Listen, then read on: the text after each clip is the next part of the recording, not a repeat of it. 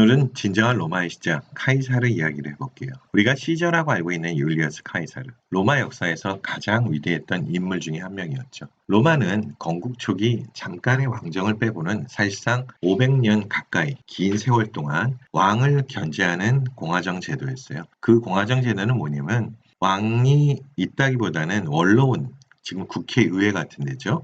원로원에서 대표를 뽑는 그 집정관이 존재하는 제도였죠. 네 차례의 포에니 전쟁으로 승리를 통해서 막대한 부가 로마에 들어오죠. 그리고 정복지에서 들어온 그런 막대한 부와 노예들 때문에 로마 세습 귀족들은 기존의 농장들이 훨씬 더 커지게 됩니다. 그리고 대농장이 되죠. 그러다 보니 귀족은 더 많은 부를 축적했고 오히려 중소농민층은 더 몰락하게 된 계기가 됐습니다. 빈부차가 훨씬 더 심해졌죠. 이러한 농민층을 가리켜 등장한 용어가 있는데 우리가 잘 알고 있는 용어가 이때 등장합니다. 가진 재산이라고는 오직 자식밖에 없다라는 뜻의 프롤레타리우스. 자, 근대 공산주의에서 말하는 무신계급, 프롤레타리아라는 말이 이때 등장하죠. 이들의 몰락을 막기 위해서 티베리우스 크라쿠스라는 호민관이 토지 개혁 방안을 내세우고 그의 동생 가이우스도 공물법을 시행하지만 번번이 실패하죠. 그리고 사회 불안은 더욱 가중되어 갑니다. 이때 걸출한 3명이 등장하는데 카이사르, 폼페이우스, 크라수스입니다. 자, 기원전 60년 로마 귀족 가문에서 탄생한 위대한 장군 카이사르, 그리고 스파르타쿠스 노예 반란을 진압한 폼페이우스, 그리고 대부호 크라수스, 이렇게 3명이 집정관하는 3두 정치로 시작됩니다. 자, 이들의 인물을 하나씩 알아보면 율리어스 카이사르는 귀족 가문에서 사실은 태어났습니다. 그런데 아버지가 로마의 권력 다툼에서 줄을 잘못 서면서 집안이 몰락합니다. 그리고 카이사르는 16세 때부터 로마 군단의 말단 사병으로 군대 생활을 시작합니다. 이때 만나게 된 인물이 대부호이면서 군단을 책임졌던 총사령관 마르쿠스 쿠라수스였습니다. 그리고 또한 노예 반란을 진압하고 카이사르의 지혜를 얻어 스파르타쿠스를 직접 죽인 인물이 크라수스였습니다. 그런데 폼페이를 배경으로 세력이 막강했던 다른 군단을 책임졌던 책임자가 있었죠. 이 사람이 바로 폼페이우스 마그누스인데 이 사람은 대단히 교활해서 크라수스의 그러한 공적을 가로채서 자신이 먼저 로마로 입성합니다. 그리고 스파르타쿠스를 죽이고 노예 반란을 진압한 인물이 자신이라며 자신의 공적으로 떠벌립니다. 그러니 얼마나 크라수스는 폼페이우스가 얄미웠겠습니다. 그때부터 둘의 권력 다툼은 눈에서 불이 튀죠. 두 사람 모두 로마 원로원의 최고 권력관이 집정관에 탐을 낸 이유가 있었는데 그 이유는 크라수스는 자신의 부를 지킬 워낙 재산이 많았으니까 세금 감면이 필요했고 폼페이우스는 자신들의 부하들에게 땅을 분배해서 그 지역의 권력을 유지하고 싶었죠.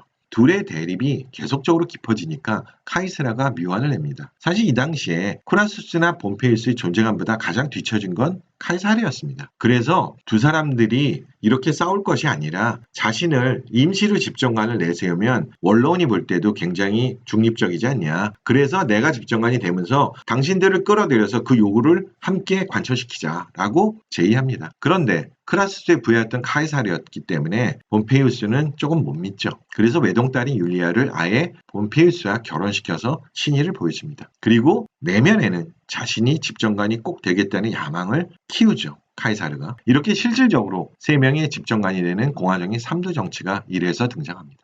아내가 죽고 딸을 시집보내서 굉장히 외로웠던 카이사르가 로마 역사에서 정말 현명한 여인으로 기록된 세르빌리아를 만나게 되죠. 카이사르 암살을 주도한 브루터스의 엄마 바로 세르빌리아입니다. 집정관이 된 후 카이사르는 3년의 임기의 군사 지휘권을 부여받아서 먼 이곳 갈리아 정복에 나서죠.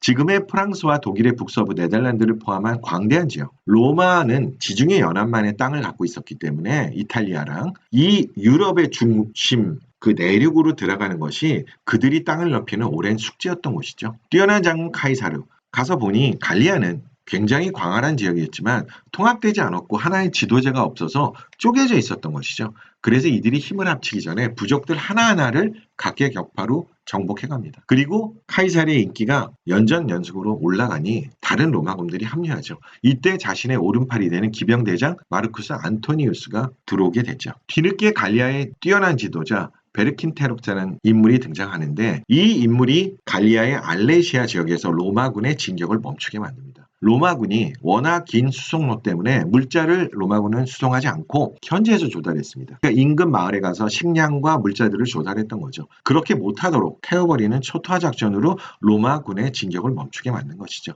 이 초토화 작전은 나폴레옹이 모스크바를 진격했을 때 러시아가 현지에서 식량과 물자를 조달하지 못하도록 지역의 마을들을 모조리 불태우면서 나폴레옹은 모스크바에서 추위와 굶주림에 퇴각했던 그러한 작전이었죠. 카이사르가 위대한 것이 뭐였을까요? 그런 뛰어난 용맹함만 있었던 게 아니라 바로 지략도 뛰어났습니다. 카이사르는 이것을 역이용합니다. 알레시아 지역에 오히려 장벽을 둘러쳐서 갈리아인들을 포위합니다. 그리고 오히려 갈리아인들이 식량을 구하는 것을 그 벽으로 차단을 시켜버립니다. 결국 갈리아인들에게 항복을 받아내죠. 9년에 걸친 갈리아 정복으로 엄청난 전리품과 정복지에 대한 과세로 많은 돈을 카이사르는 법니다. 근데 그가 위대한 건 이렇게 축적한 부를 부하들에게 나누어주면서 부하들은 물론 로마 시민들에게도 상당한 인기를 얻습니다. 누구도 하지 못한 갈리아 정복, 로마 땅을 배 이상 키워놓은 카이사르 힘, 그 힘에 원로원은 불안감을 느끼죠. 그러다 보니 군대를 해산하고 로마로 즉시 귀환하라고 명령을 합니다.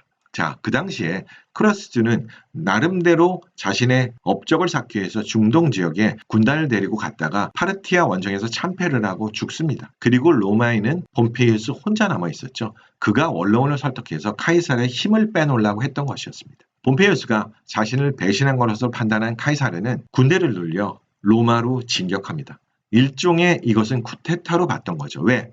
그 당시에 루비콘강은 무기를 들고 로마로 귀환하는 병사들에게는 명령을 위반하고 들어오는 것은 허용하지 않았죠. 일종의 하나의 한계선이었습니다. 그리고 로마로 군을 돌려서 진격한 것은 루비콘강을 건넌 것이죠. 우리가 돌아설 수 없는 결정을 내릴 때 그런 말을 사용하죠. 주사위는 던져졌다. 루비콘강을 건너다라는 관용구가 이때 생긴 겁니다. 자, 오늘은 카이사르의 첫 번째 시간이었고요. 다음에는 카이사르의 두 번째 시간을 말씀드리도록 하겠습니다. 감사합니다.